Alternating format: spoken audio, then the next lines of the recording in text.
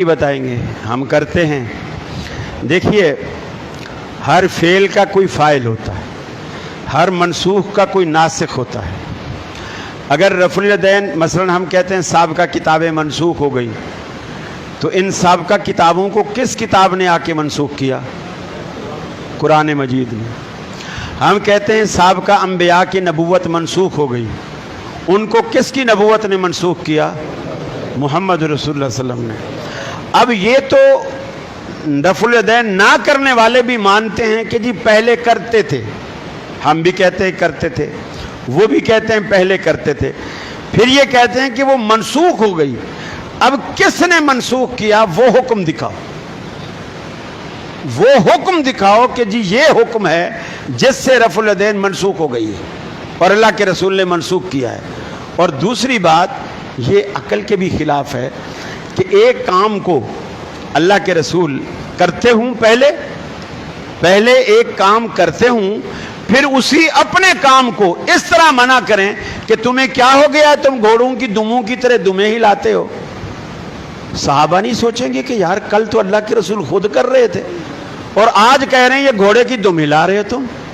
ہم نے تو آپ کو دیکھ کر شروع کی ہے، آپ کو دیکھ کر۔ وائل ابن حجر رضی اللہ تعالیٰ عنہ اسلامک ہسٹری میں، صحابہ کرام کی زندگی میں سب سے آخری دور میں اسلام لانے والا صحابی ہے حضرت وائل ابن حجر۔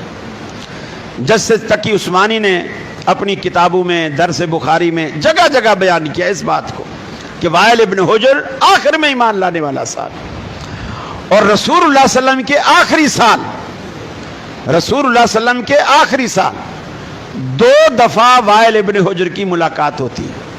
آخری سال 2 دفعہ ملاقات ہوتی ہے۔ ایک دفعہ ایسے موسم میں جیسے موسم میں آج ہم یہاں پسینہ پسینہ ہو رہے ہیں، اور ایک ایسے موسم میں کہ سردیاں تھیں اور اللہ کے رسول نے اپنے اوپر ایک چادر، شال جسے آپ کہہ لیں، سردی سے بچنے کے لیے وہ آپ نے اوڑھ رکھی تھی۔ حضرت وائل ابن حجر کہتے ہیں میں جب گرمیوں میں آیا، اللہ کے رسول کی نماز کو دیکھا کہ آپ جب نماز شروع کرتے تھے اس وقت، اور جب رکوع کو جاتے تھے اس وقت، اور جب رکوع سے اٹھتے تھے اس وقت، اور ایک روایت میں ہے جب آپ تیسری رکعت کے لیے کھڑے ہوتے تھے اس وقت آپ اپنے ہاتھوں کو کندھوں یا کانوں کے برابر تک اٹھایا کرتے تھے۔ پھر کہتے ہیں سردیوں میں میری آخری ملاقات اسی سال، رسول اللہ صلی اللہ علیہ وسلم کا دنیا سے رخصت ہونے کا آخری سال، آخری سال میں میری 2 ملاقاتیں ہوئی، ایک گرمی میں ایک سردی میں۔ جب میں سردیوں میں آیا تو سردیوں میں رسول اللہ صلی اللہ علیہ وسلم نے اپنے اوپر شال اوڑھ رکھی تھی، لیکن جب آپ رفع الیدین کرتے میں نے خاص طور پر دیکھا آپ اپنے ہاتھوں کو شال سے باہر نکالتے، ہاتھوں کو شال سے باہر نکالتے اور کندھوں تک لے جاتے، اور پھر رفع الیدین کرنے کے بعد واپس اندر لے جا کر ہاتھوں کو باندھ لیتے۔ گویا اللہ کے رسول نے سردیوں میں سردی کے باوجود رفع الیدین کپڑے کے اندر چھپا کے نہیں کی، دکھا کے کی، تاکہ میری امت کو پتہ چلے کہ موسم چاہے سردی کا ہو یا گرمی کا ہو، یہ میری ایسی محبوب سنت ہے جسے میں سردیوں میں بھی نہیں چھوڑتا اور گرمیوں میں بھی نہیں چھوڑتا۔ آخری دور کا صحابی اللہ کے رسول کی نماز میں رفع الیدین کو بیان کرتا ہے۔ منسوخ کب ہوئی اور کس نے کی؟ کب ہوئی اور کس نے کی؟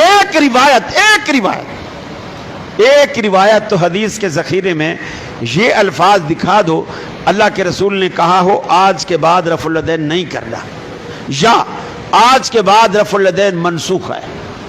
کوئی ایک لفظ تو، منسوخی کا لفظ تو حدیث میں دکھاؤ نا، کچھ تو کرو۔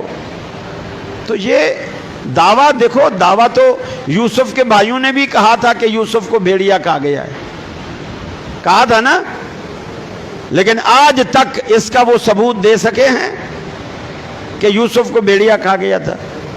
اللہ نے بادشاہ بنا کے واپس ملوایا اپنے باپ یعقوب علیہ السلام سے، اور پھر ثبوت بھی دے رہے ہیں، دعویٰ بھی ہے کہ یوسف کو بھیڑیا کہا گیا ہے، ثبوت بھی دے رہے ہیں۔ ثبوت کیا دے رہے ہیں؟ یوسف کے کرتے پہ خون لگا کے باپ کو دکھا رہے ہیں۔ اور یہ قرآن کہتا ہے، باپ کو دکھا رہے ہیں یوسف کے کرتے پہ خون لگا کے، اب ثبوت بھی دکھا رہے ہیں، لیکن قرآن کہتا ہے ان کا دعویٰ بھی جھوٹا تھا، ان کا ثبوت بھی جھوٹا تھا۔ ارے وہ جھوٹا صحیح، تم دکھاؤ تو صحیح نا، دکھاؤ تو صحیح کہ منسوخی کی یہ حدیث ہے کہ آپ نے فرمایا آج کے بعد رفع الیدین نہیں کر رہا۔ کم از کم میں اپنے حد تک میں یہ آپ سے وعدہ کرتا ہوں، آپ حدیث لے آئے، میں آج ہی ترک کروں گا، آج ہی ترک کروں گا۔ اللہ کے رسول نے منسوخ کر دی ہو اور ہم کرتے بھی رہے، یہ کیسے ہو سکتا ہے؟